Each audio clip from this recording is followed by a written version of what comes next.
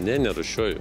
Kodėl nerūšiuojate tuomet? Žinau, nes konteineriai nėra rūšiuojami. Aš čia šalia gyvenu, pasme, čia stovi paprasti konteineriai ir tiek. Aha. O kaip galvojate, apskritai aktualu ar neaktualu rūšiuoti maisto atliekas sociumui?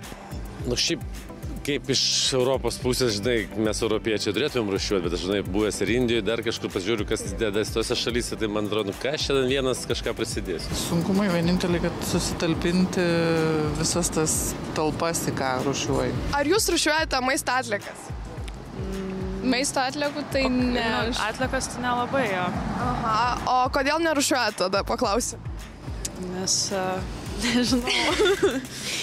Nežinau, bute gyvenu, tai neturiu kažkokio artimo komposto, kad, sakykime, kad mesti, tai tiesiog nėra aplinkybių tokių. Rūšiuojate, ar manot, kad svarbu yra daryti tai? Svarbu. O kodėl? Kodėl manot, kad svarbu yra rūšiuoti maisto atliekas? Ekologija, tik jeigu teisingai dar ten išrūšiuos tuose punktuose, kai numeš, į tuos oranžinius maišelius. Paėmiau, kai nuėjau į savivaldybę, į seniūniją, tai maišelius, šitus kibirėlius paėmiau visai savo, ne laiptiniai, bet visai savo kaimynams visiems. Visi nustebo, kaip čia. Sakau, rūšiuokit. Ar jūs rūšiuojate maisto atliekas? Rūšiuojam? Aš taip. Aš irgi.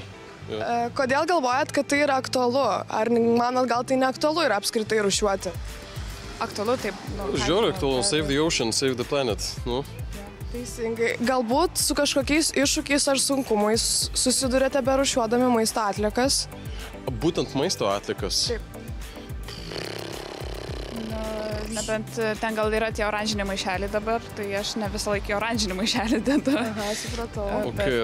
Aš tai kol kas nesusidūriau būtent su maisto atliekų. Nėra sudėtinga menedžiant, man atrodo, tikrai ne. Vieniems maisto atliekų rūšiavimas savaime suprantamas dalykas, kitigi nesivargina pasidomėti naujovę, kuri kaip plastiko, stiklo ir popieriaus atskirimas nuo bendro atliekų srauto atėjo kartą ir visiems laikams. Maisto atliekų rūšiavimas savo būdu ir forma Lietuvoje skiriasi, bet turi vieną bendrą bruožą. Maisto atliekas rūšiuoti turime kiekvienas. Po Vilniečių apklausos padarėme trumpą svarbios informacijos atmintinę.